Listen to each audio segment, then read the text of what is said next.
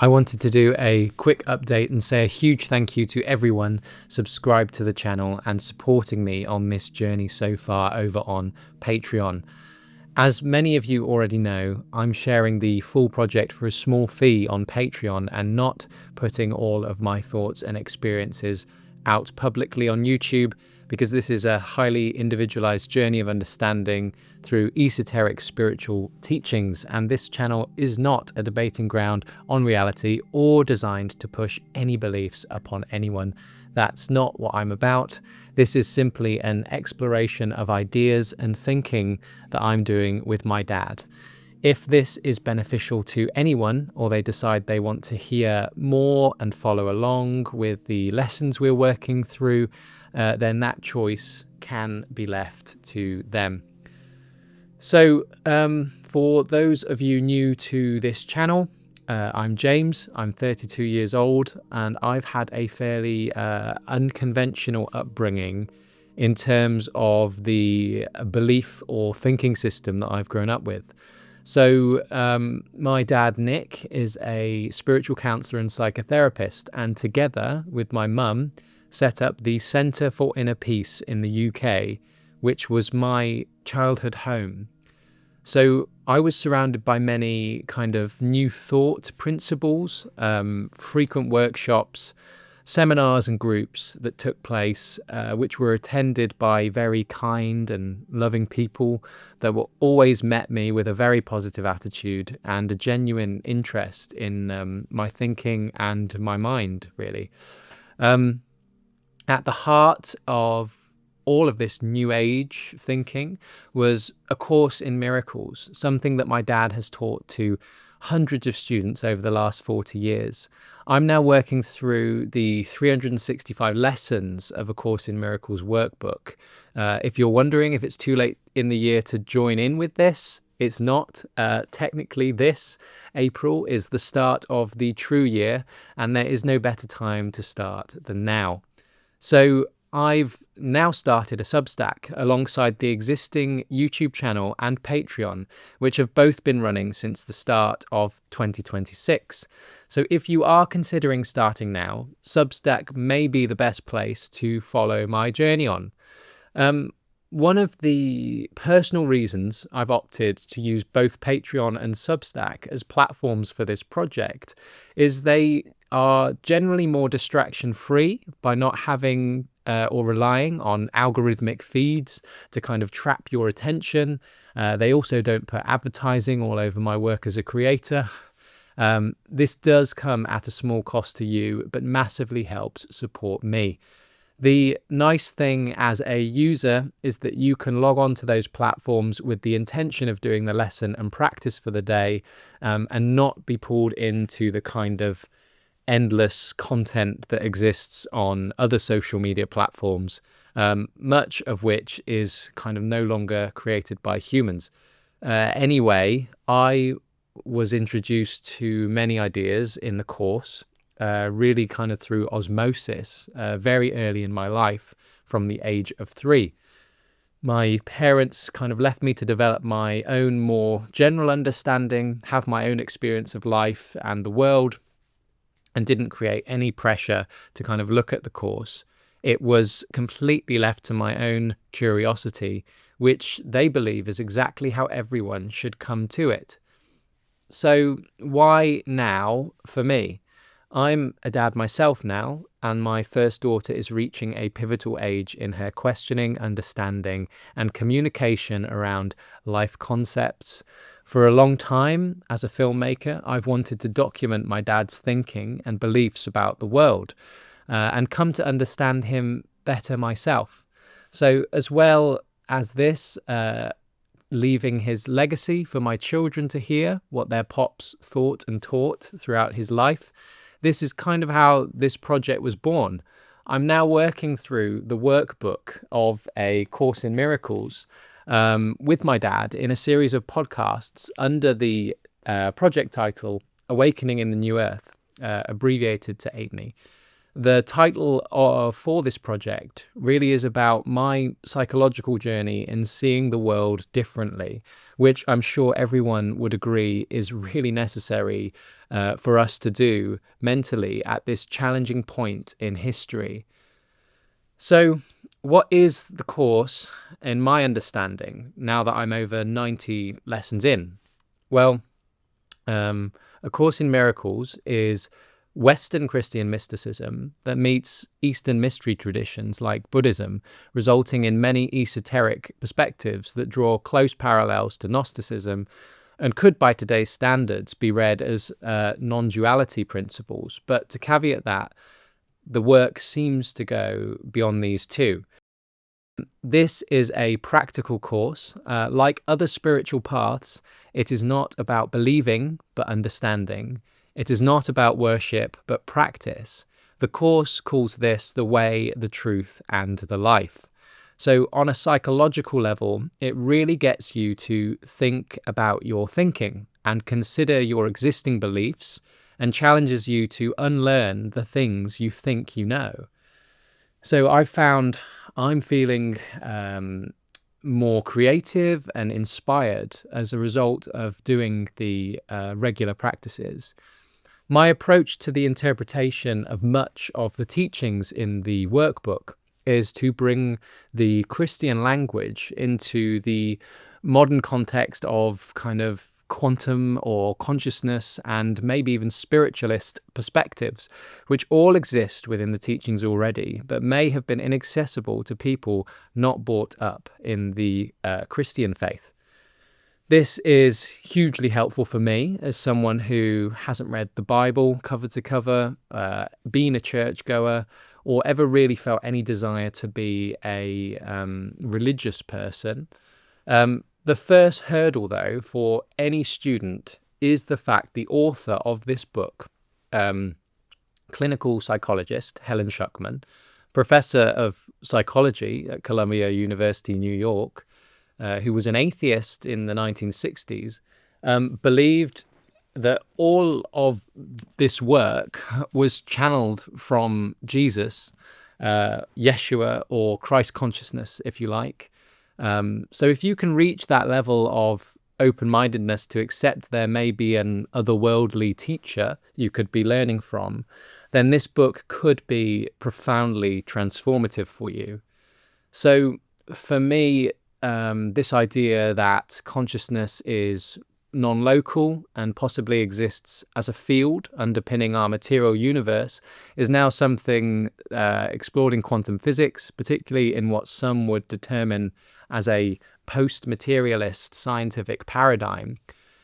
This is much of where my thinking is at the moment. I got particularly excited by this kind of thinking again after listening to the Telepathy Tapes podcast by filmmaker Kai Dickens, who presents non-speaking autistic children that claim to demonstrate telepathic communication and other paranormal abilities. So I'm also really interested in the work of British biologist Rupert Sheldrake, who is now doing more empirical research into telepathy. The course actually explains that minds are joined and that thoughts are indeed shared, which is kind of the basis for spiritualism and some theories on consciousness, that it may be this kind of shared field. So having found out that I have a family history associated with spiritualism, with my great-great-grandfather on my grandmother's side, Faye's side, setting up the Marylebone Spiritualist Association in London, and hearing my dad's stories of his experiences in spiritualist circles throughout its popularity in the 1970s, I'm now deeply interested in the idea that we may be able to communicate with souls that exist beyond our 3D bodily experience of life. There seems to be a rise, at least in my algorithm, of people channeling extraterrestrial beings or higher dimensional beings, some perhaps claiming to speak to Atlanteans, some referring to these as the Galactic Federation of Light. But many of these channeled messages are profoundly spiritual, positive, and loving, encouraging humanity to undergo their consciousness evolution into the 5D new Earth, or a kind of new timeline. So the Course indeed points out that we don't really understand time. Is the past and the future happening simultaneously? Is there a dimension outside of space-time? Perhaps this is the realm of ideas Plato referred to, which we now call Platonic realism. There are just so many thoughts that have been flowing through me this year, which is super exciting and interesting. But bringing it back, for me, this is where another woman by the name of Alice Bailey helps in my understanding of what this Christ consciousness is. So Alice Bailey is a theosophist and also channeled some profound works in conjunction with a high consciousness that she referred to as the Tibetan. I'll just read you two short sections from her book to hopefully allow you to meet the teacher of the Course as I've come to understand them. So first of all, spiritualism. Alice Bailey writes, spiritualism was the religion of old Atlantis. It is through the correct development of spiritualism along psychological lines and the withdrawal of its emphasis upon phenomena, which is its outstanding characteristic and emphasis today, that the true nature of death and of the hereafter will be revealed. So now, we'll move on to the Christ. So Alice Bailey writes, Christ was the first of our earth humanity to achieve the goal, brackets, of individualization. This is really interesting, as I think Carl Jung also claimed this idea that Jesus underwent a psychological process called individuation. And I'll come on to what this may look like in a spiritualist interpretation in a minute. But back to this book. So rapid was the development of the Christ that in Atlantean days he found himself upon the path of probation. So a quick bit of context here. Spiritualists effectively believe that there are no new souls. I've written a few blog posts over on Patreon and will soon publish them on Substack. But basically, souls can't die, so reincarnate and experience again and again. This idea is kind of paralleled to the modern concept of quantum immortality, whereby consciousness just kind of jumps to another timeline on death. So we may, at soul level, all have had an Atlantean lifetime and face the cataclysm then, or now, if time is simultaneous. But anyway, from the angle of evolution, the rapid unfoldment of the evolution of Christ was and has been totally unparalleled. It has never been duplicated, though there are people living today upon the planet who are beginning to develop now with equal rapidity. This is part of a celestial speed-up. The world teacher is that one great being whom the Christian calls the Christ. He is known in the Orient as the Bodhisattva and as Lord Maitreya, and is the one looked for by the devout Mohammedan under the name of the Imam Mahdi. He is the great Lord of love and compassion, just as his predecessor, the Buddha, was the great Lord of wisdom. So it does go a bit into the relationship the Christ has to the Buddha in this book. And Buddha represents the kind of path to enlightenment, but Christ is enlightenment. It actually claims they took initiation together. So first, I better explain perhaps in a spiritualist understanding what this process of individualization or individuation might look like.